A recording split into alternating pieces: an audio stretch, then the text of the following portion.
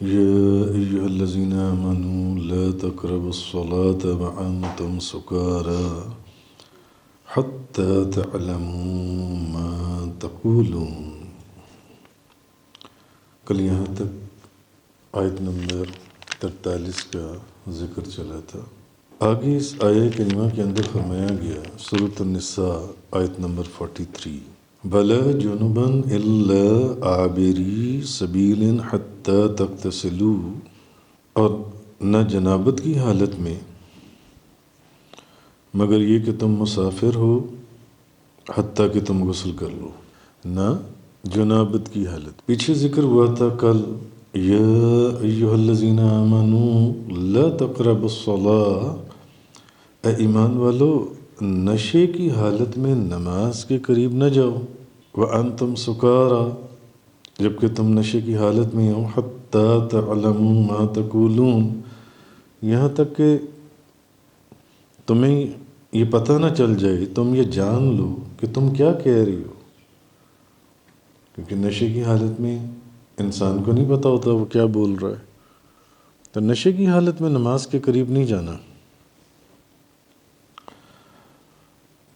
ہاں جب نشے سے باہر آ جاؤ اس کے بعد ولا جنباً، اور نہ جنابت کی حالت میں نماز پڑھ سکتے ہو، اور نہ جنابت کی حالت میں نماز پڑھ سکتے ہو. ولا جنباً الا عابری سبیل حتی تغتسلوا، اور نہ جنابت کی حالت میں مگر یہ کہ تم مسافر ہو یہاں تک کہ تم غسل کر لو. اور نہ جنابت کی حالت میں، ہاں یہ کہ اگر تم مسافر ہو تو پھر اس کا حکم تبدیل ہو جائے گا. سفر کے اندر پانی نہیں مل رہا تو اب کیا کریں؟ جنابت سے پاکیزگی کیسے حاصل کریں؟ تو جنابت کی حالت میں بھی نماز کے قریب نہیں جانا جب تک کہ غسل نہ کر لو. مگر سفر کی حالت میں اس کا حکم دوسرا ہو جائے گا. تو وَإِن كُنتُم مَّرْضَىٰ أَوْ عَلَىٰ سَفَرٍ، اور اگر تم بیمار ہو پھر بھی، یا سفر میں ہو پھر بھی. أَوْ جَاءَ أَحَدٌ مِّنكُم مِّنَ الْغَائِطِ أَوْ لَامَسْتُمُ النِّسَاءَ فَلَمْ تَجِدُوا مَاءً فَتَيَمَّمُوا صَعِيدًا طَيِّبًا فَامْسَحُوا بِوُجُوهِكُمْ وَأَيْدِيكُمْ. تو ایک تو نشے کی حالت میں نماز کے قریب نہیں جانا، جنابت کی حالت میں بھی نہیں جانا مگر اگر مسافر ہو، یعنی جنابت کی حالت میں بھی نہیں جب تک غسل نہ کر لو اگر مسافر ہو تو پھر. اور اگر تم بیمار ہو یا سفر میں ہو، یا تم میں سے کوئی شخص قضائے حاجت کر کر آئے، یا تم نے عورتوں سے مقاربت کی ہو، فَلَمْ تَجِدُوا مَاءً فَتَيَمَّمُوا صَعِيدًا طَيِّبًا. تو اب اگر سفر کی حالت میں ہو یا بیماری کی حالت میں ہو یا تم عورتوں کے، تو پھر تم اب پانی نہ پاؤ تو پھر تم پاک مٹی سے تیمم کر لو. پاک مٹی سے تیمم کر لو. فَامْسَحُوا بِوُجُوهِكُمْ وَأَيْدِيكُمْ، سو تم اپنے چہروں اور اپنے ہاتھوں پر مسح کرو. تیمم کا طریقہ بتایا جا رہا ہے کہ تیمم میں چہروں پر اور ہاتھوں پر کونیوں تک جو مسح ہے. ان اللہ کان عفوا غفورا، بے شک اللہ نہایت معاف کرنے والا، بہت بخشنے والا ہے. اللہ تعالیٰ جن سے معاف کرنے والا اور اللہ تعالیٰ بخشنے والا ہے. اب اس آیت میں کل پہلے تو وہ نشے کی حالت کا بیان ہوا تھا کہ نشے کی حالت میں نماز کے قریب نہیں جانا، کیونکہ پہلے شراب کی اجازت تھی اسلام کے اندر. تدریجاً آہستہ آہستہ احکامات تبدیل ہوتے چلے گئے جیسے جیسے اسلام مضبوط ہوتا چلا گیا، مسلمانوں کے دلوں میں راسخ ہوتا چلا گیا. اللہ اور اس کے رسول کے پیغام کے آگے ان کی طبیعتیں پختہ ہوتی چلی گئیں کہ نہیں، جو بھی حکم آئے گا ہر چیز کو چھوڑ دیں گے، تو پھر احکامات تبدیل ہوتے چلے گئے۔ اس کی تفصیل کل بڑی تفصیل سے گزری تھی۔ اب آگے آ گیا کہ جنابت کی حالت میں مگر یہ کہ تم مسافر ہو، حتیٰ کہ تم غسل کر لو، تو اس اب آیت کا معنی آگے یہ ہے کہ حالت جنابت میں نماز پڑھنا جائز نہیں ہے۔ وضو ٹوٹ جائے تو نماز نہیں پڑھ سکتے، تو حالت جنابت میں نماز پڑھنا جائز نہیں ہے۔ لیکن اب اگر کوئی شخص سفر میں جنبی ہو جائے اور اب اس کو غسل کے لیے پانی نہ ملے تو وہ کیا کرے؟ کیونکہ حالت جنابت میں تو آپ کو غسل کرنا پڑے گا، تبھی آپ کو پاکیزگی حاصل ہوگی۔ تو اگر کوئی شخص مسافر ہے اور سفر کے اندر بعض اوقات سفر میں پانی نہیں ملتا، پرانے وقتوں میں اونٹوں پر، گھوڑوں پر، پیدل، جنگل، بیابان، ریگستانوں کے سفر ہوتے تھے، پانی نہیں ملتا تھا، ایک دن کے بعد جا کر پانی ملتا تھا، 2 دن کے بعد جا کر پانی ملتا تھا۔ آج بھی ہم دنیا میں سفر کرتے ہیں، بے شمار ممالک میں راستے میں سفر میں پانی نہیں ملتا۔ بعض اوقات میں نے ایسے ملکوں میں سفر کیا ہے جہاں پانی نہیں ملتا۔ اچھا، تو پھر تو اگر کوئی شخص سفر میں ہے اور وہ جنبی ہو جائے، وہ پھر اب کیا کرے؟ وہ پاکیزگی کیسے حاصل کرے؟ اور اس کو غسل کے لیے پانی نہ ملے تو وہ تیمم کر کے نماز پڑھ لے۔ وہ تیمم کر کے نماز پڑھ لے۔ اب تیمم کس طرح کیا جاتا ہے وہ میں بھی آگے چل کر بتاتا ہوں۔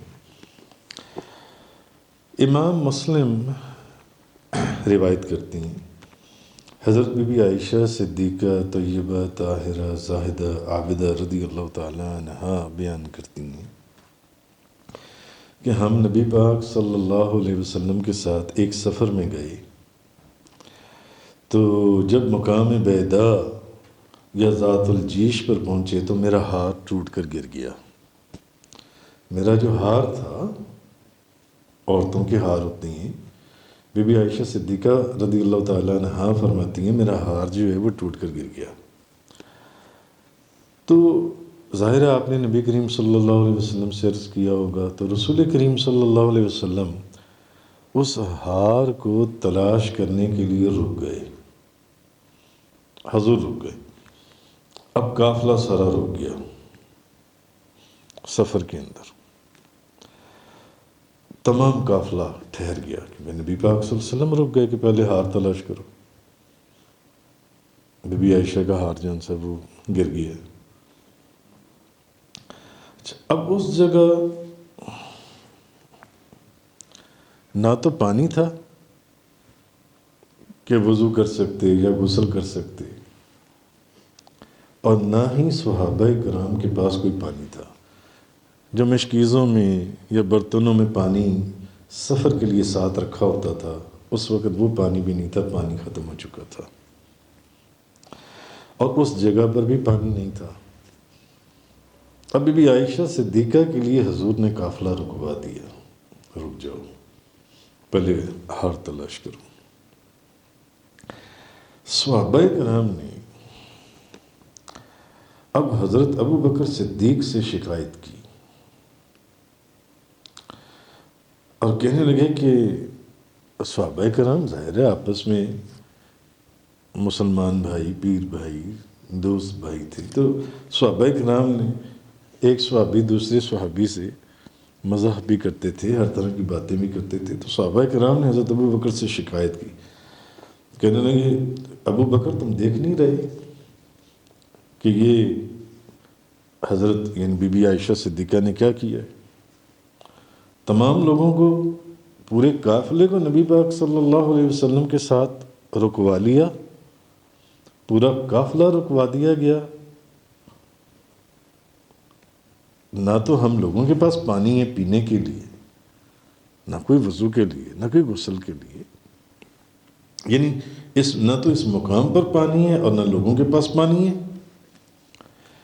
تو بی بی عائشہ صدیقہ رضی اللہ تعالیٰ عنہ فرماتی ہیں کہ حضرت ابو بکر صدیق رضی اللہ تعالیٰ عنہ میرے پاس آئے تو نبی پاک صلی اللہ علیہ وسلم اس وقت میرے زانوں پر سر رکھے ہوئے محو نیند تھے، یعنی بظاہر سو رہے تھے۔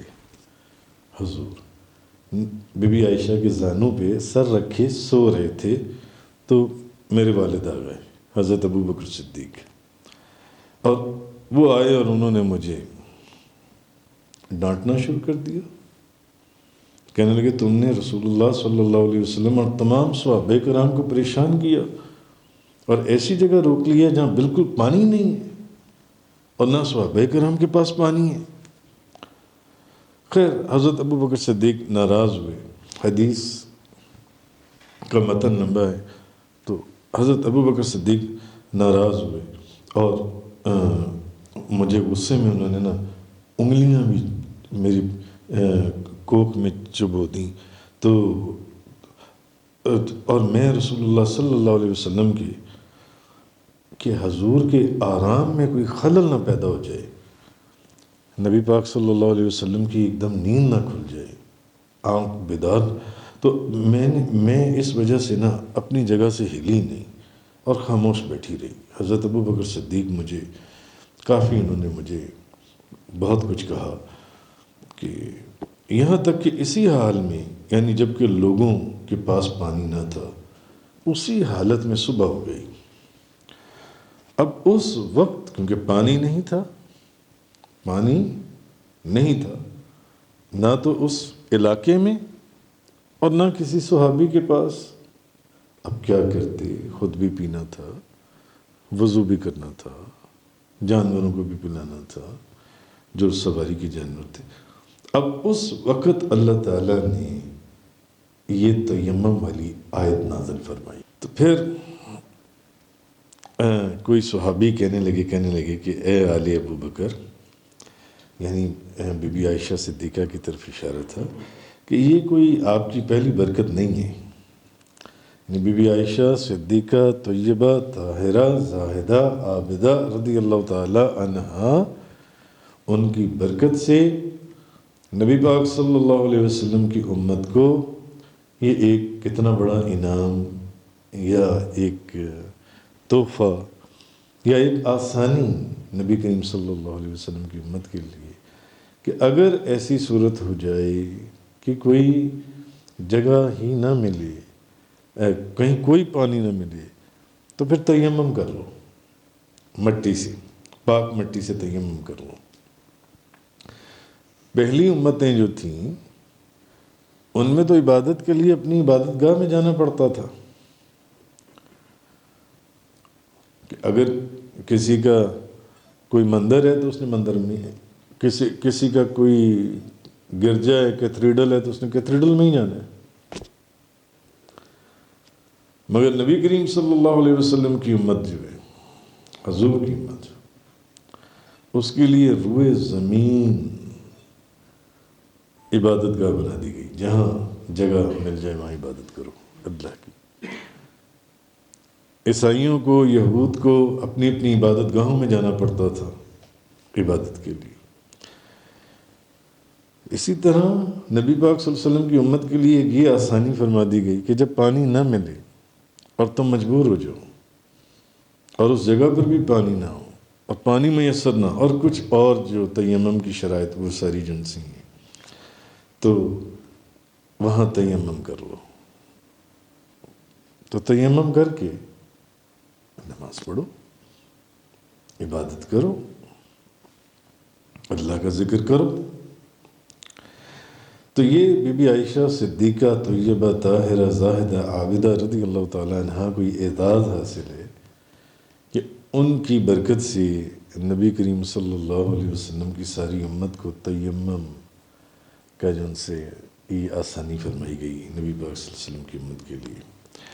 اچھا، تو حضرت بی بی عائشہ فرماتی ہیں کہ جب اب وہ تیمم کی آیت جو ان سے یہ نازل ہو گئی، صبح ہو گئی، تو اللہ نے یہ آیت تیمم نازل کی، تو ہم نے اونٹ کو کھڑا کیا جس پر میں سوار تھی، تو ہار اس کے نیچے پڑا ہوا تھا، یعنی میرا ہار گر گیا تھا اور میرا اونٹ اس کے اوپر بیٹھ گیا تھا۔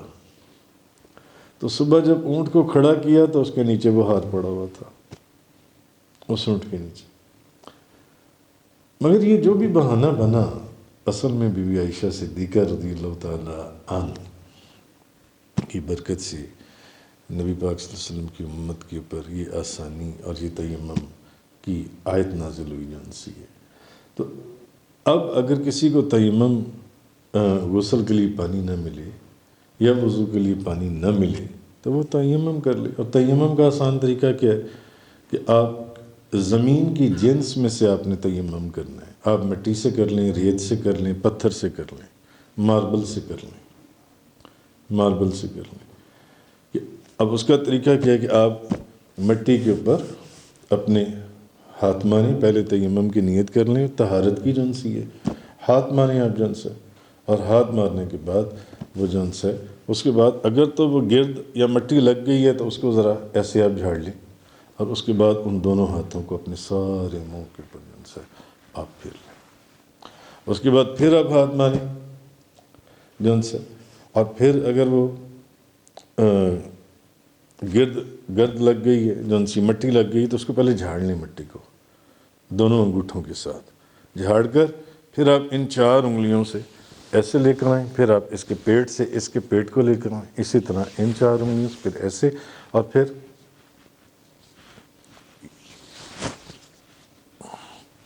اسی طرح اس کو پھر ایسے اور پھر ایسے، اس انگوٹھے سے اس انگوٹھے اور اس انگوٹھے سے اس انگوٹھے کو، یہ تیمم آپ کو ہو جائے گا۔ اور اب آپ نماز پڑھیں، جو بھی آپ نے کرنا ہے آپ کریں، آپ پاک ہیں۔ تو یہ اللہ پاک نے پھر یہ آیت جن سی اس وقت نازل فرمائی، تو آگے فرمایا ان اللہ کان عفوا غفورا، بے شک اللہ تعالیٰ بہت معاف کرنے والا، بہت بخشنے والا ہے۔ تفسیر قرآن کا یہ لیکچر انگلش میں سننے کے لیے براہ کرم ڈسکرپشن میں موجود لنک پر کلک کریں۔